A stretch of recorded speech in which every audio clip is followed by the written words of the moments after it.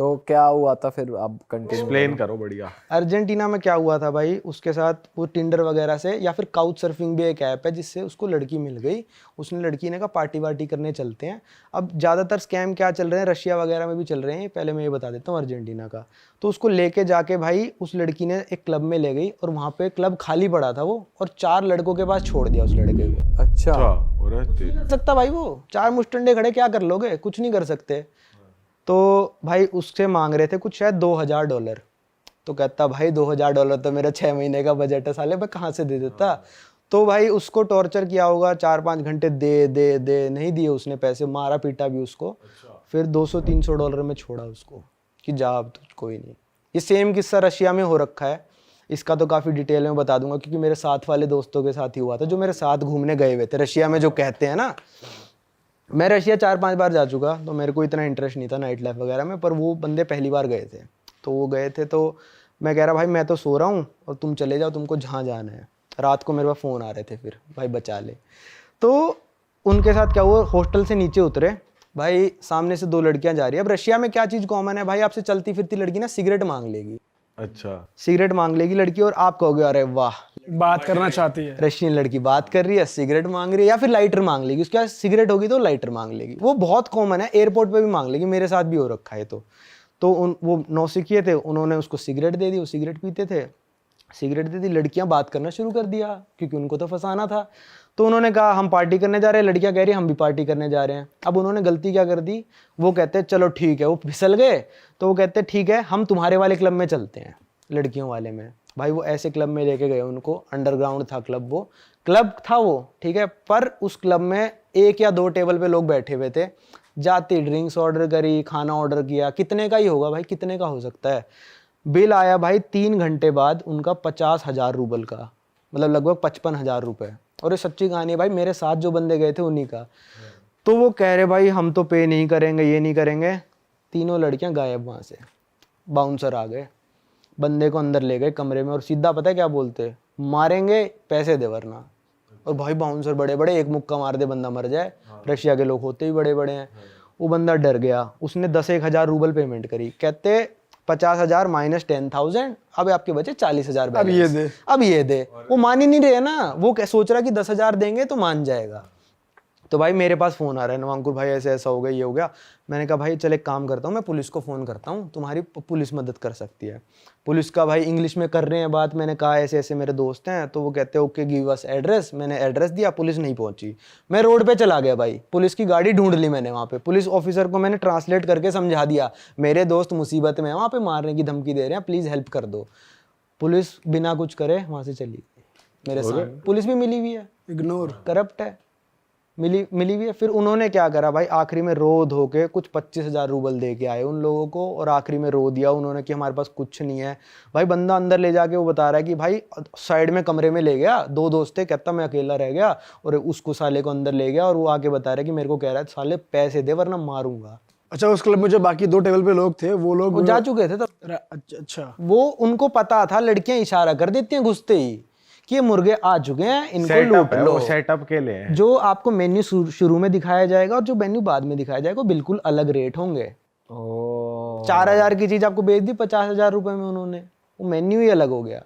अगले दिन हम एम्बेसी भी गए थे, मैंने कहा चलो इंडियन एम्बेसी चलते हैं। एम्बेसी वालों ने देखो करा तो तमीज से बात, पर वो कह रहे हम भी कुछ नहीं कर सकते, अब तो जो हो चुका सो हो चुका। तो मैंने कहा सालो 50,000 का तुमने क्या खा लिया। तो कह रहे हम तो ऑर्डर करे जा रहे हैं, जो भी लड़कियां वाइन वाइन मंगा रही है, हमने सोचा कितने का ही होगा, 10-12,000 15,000 तक बिल आएगा। वो ऐसे लूटते हैं। तो उन्होंने पीटा भी था या फिर सिर्फ बोला? नहीं पीटा, रशिया वालों ने हाथ नहीं लगाया। रशिया वालों ने ऐसा भी हो सकता है कि तुम्हारे दोस्त थे तो तुमको बताएंगे नहीं, कहीं बेइज्जती ना करो तुम उनकी 4 जगह फिर जाके। नहीं सूजे हम तो पिट के आ गए भाई। सूजे वो मुंह दिखते ना उनके, मारते तो। हाँ, हो सकता है ऐसी जगह सुझाई हो जो दिखती ना हो। ये हो सकता है, पीछे से डंडा जा रहा है अंदर। तभी निकले 10,000। कह रहे अलग बिठाया लेकिन डंडे पे। भाई पहले 10 दिए, फिर 25 दिए, हो गए 35, 15,000 की मार खा के आए। पूरे चांसेस है भाई। भाई रशिया के तो लोग इतने हट्टे कट्टे लंबे होते हैं ना, वहाँ लड़की पीट देगी यार तुमको। 5-10 की लड़कियां होती है यार, पीट देगी तुमको आराम से। ऐसे कैसे पीट देगी भाई वो घुसन डूल रहा।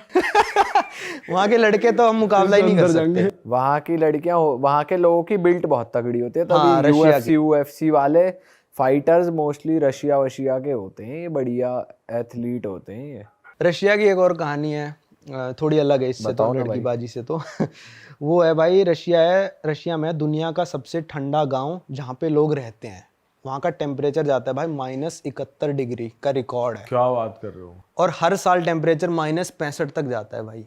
और वहाँ लोग रहते हैं? वहाँ लोग पूरे 12 महीने रहते हैं, काफी बड़ी पॉपुलेशन है भाई। ऐसे कैसे सरवाइव? आप गए हो ना वहाँ? मैं गया हूँ वहाँ पे, मैं खुद उस गांव में गया हूँ। कुछ एक्सपीरियंस बताओ। भाई उस गांव में 5 दिन लगे थे। ठीक है। मेन सिटी से भाई, पहले तो ट्रेन लेके यकुत्स्क एक टाउन है, वहां तक आपको पहुंचना पड़ता है, जो कि बहुत बड़ी टाउन है।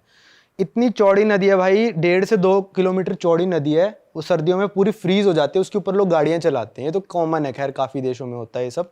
फिर वहां से एक रोड शुरू होती है जिसका नाम है रोड ऑफ बोन्स। ये है 2000 किलोमीटर लंबी रोड ऑफ बोन्स, और उसके बिल्कुल सेंटर में वो गाँव पड़ता है 1000 किलोमीटर बाद। उस रोड का नाम ये रोड ऑफ बोन्स इसलिए रख रखा है भाई, क्योंकि वहाँ पे इतनी ठंड पड़ती है, -40 -50। हर गांव में वहाँ पे इतना टेम्परेचर रहता है, -40 -50 -55 ऐसे रहता है। तो वहाँ पे जब लोगों ने, जिन लोगों से रोड बनवाई ना, रशिया के डिक्टेटर होते थे उस टाइम पे, वो प्रिजनर्स थे। प्रिजनर्स को लाते थे, रोड बनवाते थे, और जो प्रिजनर मर जाता था, इतनी दूर रोड पे कहाँ ट्रांसपोर्ट करेंगे उनको, उसी रोड में दफन कर देते थे उस बंदे को। तो आज भी उस रोड में से हड्डियां निकलती हैं लोगों की, तो उसको कहते हैं रोड ऑफ बोन्स। पता नहीं, अब मेरे को एग्जैक्ट नंबर याद नहीं है कितने हजार लोग मरे थे वहाँ पे, और सारे उसी रोड पे दफन है। तो उस गाँव में मैं गया था, तब हो रहा होगा -40 -45, -71 तो मतलब रिकॉर्ड है, और नॉर्मली -60 हर साल जाता है। तो वहाँ पे आप जाओगे ना, तो आपको एक सर्टिफिकेट भी मिलता है कि आप इस दिन पे आए हो और इस दिन इतना टेम्परेचर था। तो मेरे सर्टिफिकेट है -40 डिग्री। तो वहाँ पूरे साल इतना ही वो नहीं, रहता नहीं, है या कोई गर्मी भी होती है? अच्छा, गर्मी भी होती है, +35 तक जाता है। अच्छा। तो टेम्परेचर डिफरेंस बहुत ज़्यादा हो गया। तो वहाँ पे स्कूल भी ऐसे होते हैं ऑपरेट, जैसे दिल्ली में क्या होता है, 3-4 डिग्री टेम्परेचर हुआ तो स्कूल बंद कर देते हैं कि भाई ठंड ज़्यादा होती है। वहाँ पे -50 डिग्री सेल्सियस तक स्कूल बंद नहीं होते हैं। अच्छा। उसके ऊपर जाएगा -51 -52, तो स्कूल उस दिन से बंद हो जाएंगे कि एक्सट्रीम वेदर हो रहा है। अब सोचो और वहाँ के लोगों का लाइफस्टाइल कैसा लगा आपको? क्या दिनचर्या रहती है? मतलब जैसे यहाँ पे आमतौर पे कैफे वैफे या रेस्टोरेंट या लोग घूमने निकल पड़ते हैं, वहाँ तो अंदर ही रहते होंगे पूरा टाइम, या क्या सीन था? उस शहर में तो कैफे है, जो मेन या कुछ शहर है उसमें तो कैफे है, पर जो उसमें तो भाई सबवे वगैरह, मैकडोनल्ड्स वगैरह वो सब है, क्योंकि बड़ा शहर है। पर जो गांव था उसमें कोई कैफे वैफे नहीं, मेरे को तो नहीं दिखा पर्सनली। वहाँ पे लोग क्या करते हैं, अभी सुन के आप हैरान हो जाओगे, वहाँ पे लोग घोड़ा खाते हैं। मैंने भी खाया घोड़ा खाते हैं, हॉर्स। तो घोड़ा खाते हैं, वो क्या करते हैं भाई, घोड़ा मार के अपने घर का जो बाहर का कमरा है ना, सबसे बाहर का कमरा, उस घोड़े को मरावा रखते हैं वहाँ पे। और पूरे विंटर्स उस घोड़े में से थोड़ा थोड़ा निकाल के खाते रहते हैं।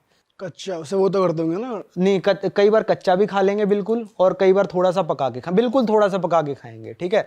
और वो जो कमरा है ना, वो आप कहोगे भाई प्रिजर्व कैसे रहता है, वो -50 डिग्री होता है, उनको फ्रिज की जरूरत ही नहीं है।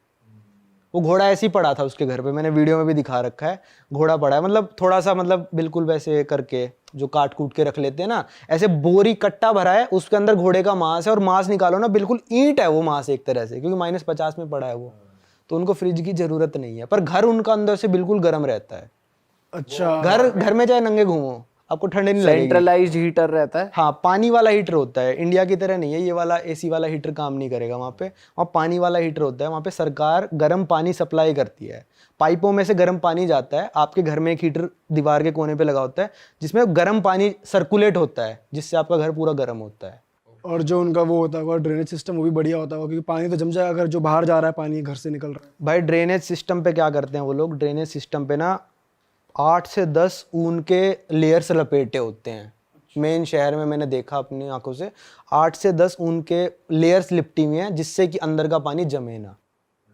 और घर जो होते हैं ना भाई, एटलीस्ट जो ज़मीन है उससे 2 से 3 फुट ऊपर बनते हैं, कि भाई जो सर्दी है ना ज़मीन में से ना आए। जैसे कहते हैं ना ज़मीन पे लेट जाओगे तो सर्दियों में आपको ठंड लग जाएगी, तो वो घर भी अपने ऐसे 2-3 फुट ऊपर बनाते हैं ज़मीन से। और वहाँ जो लोग हैं वो फ्रेंडली हैं, जो गांव हाँ के लोग भाई, हैं? इंडिया की इतनी इज्जत है ना रशिया में, बहुत ज़्यादा। अभी तो मॉस्को वगैरह में थोड़ी कम हो गई, क्योंकि इतने इंडियन जाने लग गए हैं। पर अभी अगर आप गांव साइड जाओगे और कहोगे इंडिया, तो वो कहेंगे मिथुन चक्रवर्ती आ गया।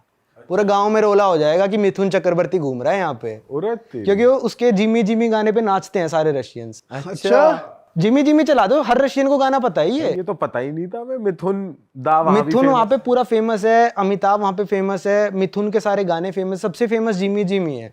ये रशिया, कजाकिस्तान, उज्बेकिस्तान, किर्गिस्तान, जितने भी रशिया से टूटे हैं ना सारे देश, ये सब में जिमी जिमी। आप चला दो कहीं भी जिमी जिमी चला दो और बंदा ना रिस्पॉन्ड करे, गाने लग जाएगा वो बंदा। वाह। हाँ, उसको सारे गाने यार आते ये हैं। तो बहुत तगड़ी बात बताई है आपने, ये तो वहाँ पता पे ही एक नहीं। मछली का बाजार भी लगता है, सिर्फ सर्दियों में लगता है। उसमें क्या होता है, मछली ऐसे पड़ी होती हैं फ्रीज हुई हुई, और मछली का ऐसे सिर पे मारो सिर फट जाए बंदे का, इतनी फ्रीज हो रखी होती है वहाँ पे मछली। तो वहाँ फिश फाइट भी होती है कहीं? ना, फिश फाइट तो नहीं होती। अरे वाह, आपने ये वीडियो यहाँ तक देख ली भाई, तुमने हमारी मेहनत सफल कर दिया। तुम ही लोग हो असली रियल हिट। और अगर आपको बहुत मजा आ रहा है ऐसी क्लिप्स में, ऐसी वीडियोस में, तो फटाफट जाइए प्लेलिस्ट पे, बिंज वॉच कीजिए, सारी वीडियोस देख डालो और मौज काटो। That is it. हम मिलेंगे नए पॉडकास्ट में, नई क्लिप में। Till then bye bye, see you, take care, do subscribe.